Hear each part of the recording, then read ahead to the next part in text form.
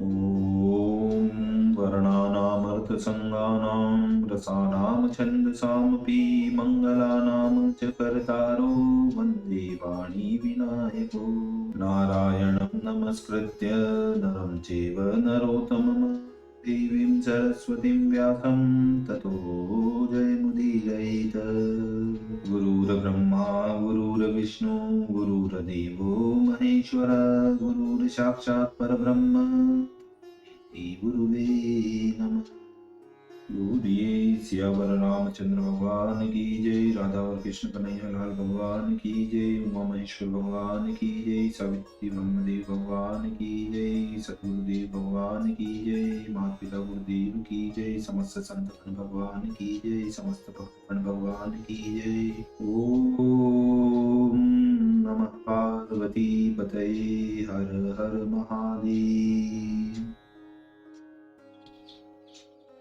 तो मित्रों और आप सभी श्रीमद् भागवत कथा के श्रेष्ठ रसिक जनों, श्रोतागण, अब तक हमने श्रीमद् भागवत कथा की कथा को नियमित रूप से, क्रमबद्ध रूप से श्रवण करते आ रहे हैं, कीर्तन करते आ रहे हैं, मनन करते आ रहे हैं, भजन करते आ रहे हैं।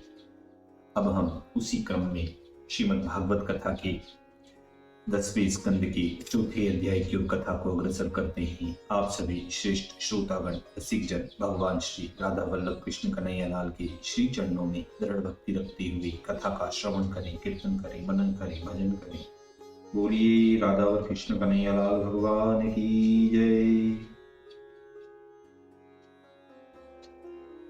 तो कहते हैं, चौथे चंडी वचन सुनी अति सभीत भयो कंस, मंत्रिन सहित विचार कर कियो बाल विध्वंस, कियो बाल विध्वंस।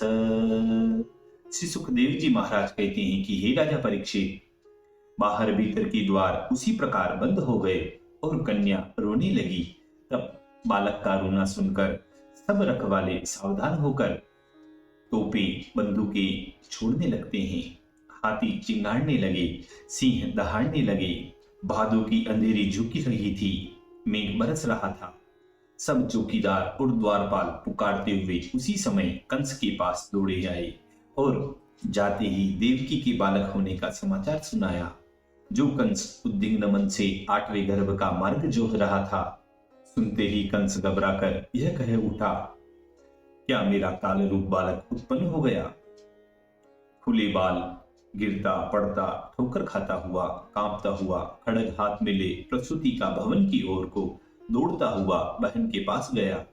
देवकी कंस को देखकर दीन होकर करुणा वचन बोली कि हे भ्राता, हे भैया, हे कल्याण रूप, जिसके सुनने से सबके मन में अत्यंत दया उत्पन्न हो रही है, यह पुत्र नहीं है, यह देवी रूपी कन्या है। इसको मत मार, क्योंकि यह तेरी भांजी है, और जो कदाचित यह जीती रहेगी तो मैं तेरे ही पुत्र के संग इसका विवाह कर दूंगी। हे भ्राता, अग्नि के समान तेज वाले मेरे 7 पुत्र जो तूने मारे हैं, वह ताप मेरे हृदय से अभी नहीं गया है, परंतु उससे तेरा भी क्या दोष है? देव ने तेरी बुद्धि भी वैसी ही कर दी। अब यह कन्या तो मेरा हृदय ठंडा करने को मुझे छोड़ दे। हे सामर्थ्यवान, तूने बहुत पुत्र मेरे मारे हैं, अब दया कर, मैं तेरी छोटी बहन हूं, महादीन हूं, मंदभागिनी हूं, यह मेरी अंत की पेट पोछिनी कन्या है, इसको तू मेरी अपनी कर दे, जिससे मेरा थोड़ा बहुत धैर्य बंधा रहे। श्री सुखदेव जी बोले कि हे राजन, हे परीक्षित, देव की इस प्रकार कंस की विनती करके कन्या को छाती से लगाकर अति दीनता की नाई रुंदन करने लगी।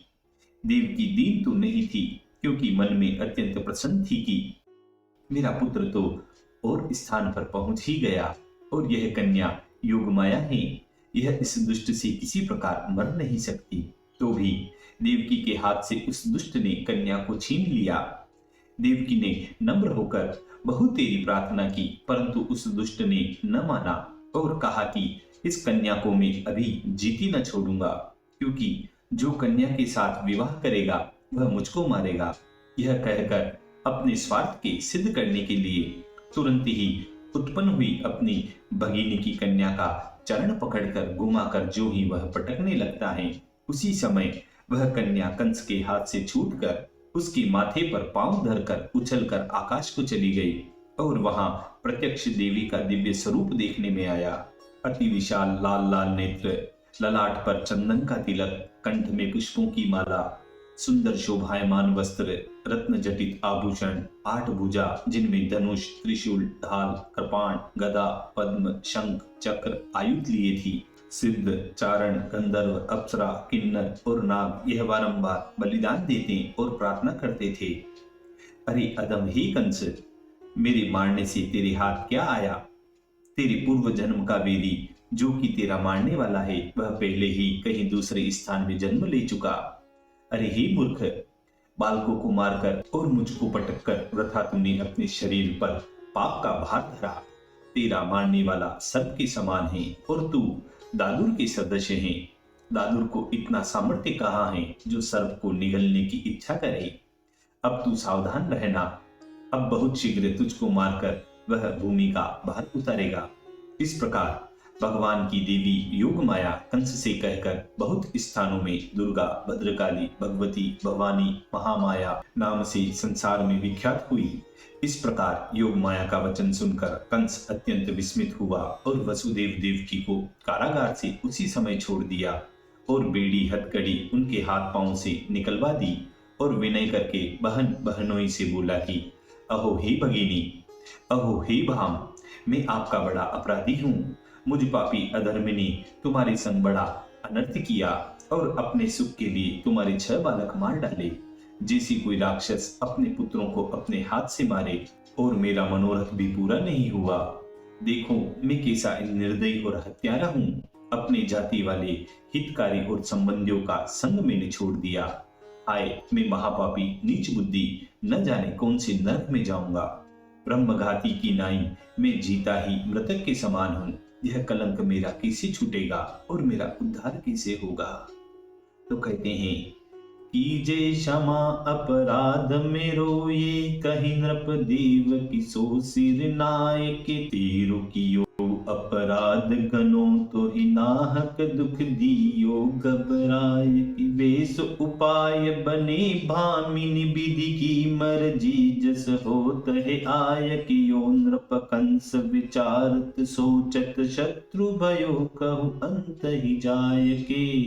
शत्रु भयो कहूं अंत ही जाय के। तो कहते हैं, कोई कहे कि मनुष्य झूठ बोलते हैं, परंतु देवता भी तो झूठ बोलते हैं। जिन्होंने कहा था कि देवकी के 8वें गर्भ में पुत्र होगा, सो कन्या उत्पन्न हो गई। हाय मैंने झूठी आकाशवाणी के कहने से अपनी बहन के बालकों को मारा। मेरी क्या गति होगी? हे महाभागियों, तुम अपने पुत्रों के मरने का शोक मत करो।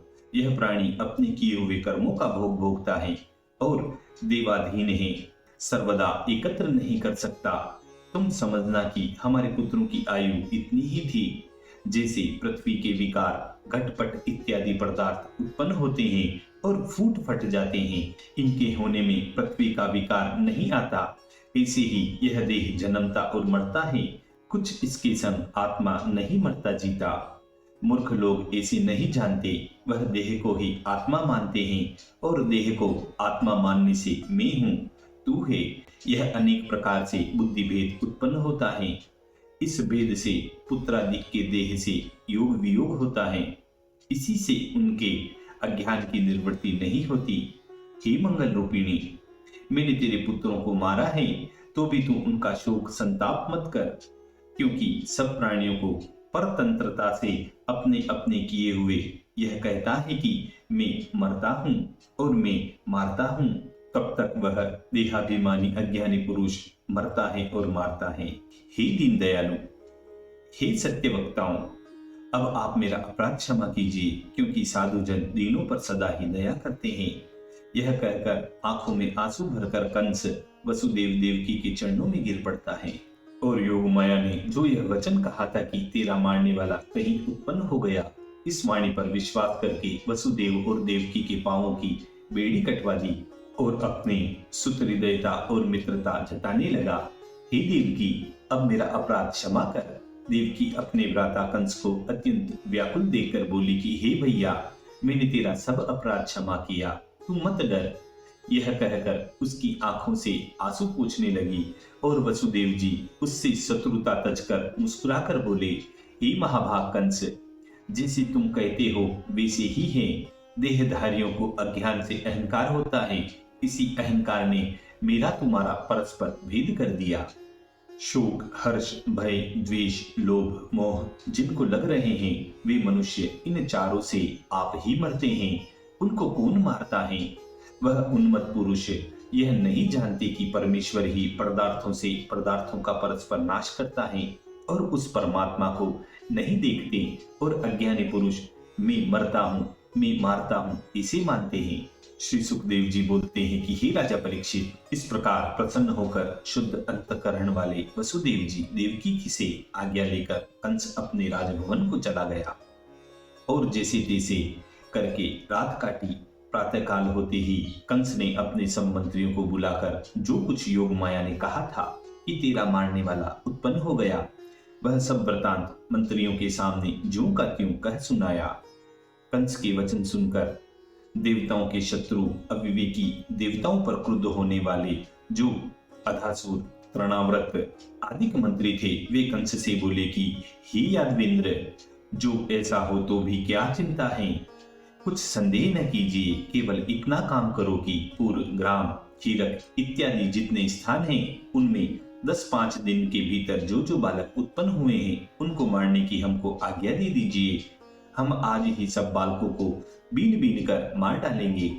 उनमें जो आपका शत्रु होगा वह भी मर जाएगा और जो देवता संग्राम के नाम से थर-थर कांपते हैं वे आपके सामने क्या पराक्रम करेंगे? आपके धनुष का टंकार ही सुनकर निरंतर व्याकुल रहते हैं। जिस समय आप धनुष पर बाण चढ़ाकर चारों ओर को प्रहार करते हो, उस समय देवता अपने अपने प्राणों को लेकर रण स्थल से भाग जाते हैं और भाग जाना ही उनके लिए अच्छा है।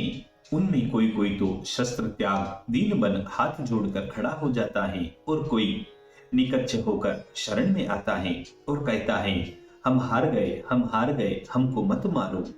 आपके सामने रथ जिनके टूट गए, शस्त्र हाथों से छूट गए, भयभीत होकर भाग गए, युद्ध से विमुख धनुष जिनके हाथों से गिर गए हैं और जो संग्राम छोड़कर भागने लगते हैं, उनको तो आप मारते ही नहीं हो। जहां कोई शूरवीर और युद्ध करने वाले योद्धा नहीं होते, उस निर्भय स्थान में बैठकर झूठा बकवाद करने वाले देवताओं से और जो क्षीर सागर में शेष सैया पर पड़ा दिन रात लक्ष्मी से भोग विलास करता रहता है, उसी के ध्यान में नित्य मत वाला होकर आलस्य के कारण कोई वह काम नहीं करता जो आपके डर से क्षीर समुद्र में छिपा हुआ है। उस लक्ष्मी की आशा करने वाले विष्णु से युद्ध कब हो सकता है? इलाव्रत खंड का रहने वाला जहां जाते ही पुरुष स्त्री हो जाता है, दिन रात पार्वती के संग क्रीड़ा करनी और उसी के मोहजाल में मग्न रहने वाला, विष के पीने से जिसका चित्त नित्य उद्विग्न रहता है, ऐसे बावले बहुरंगे शील से क्या तुच्छ पराक्रमी किंचन मात्र विपत्ति पड़ने से देवताओं को साथ ले भगवान के पास जाकर पुकार मचाता है।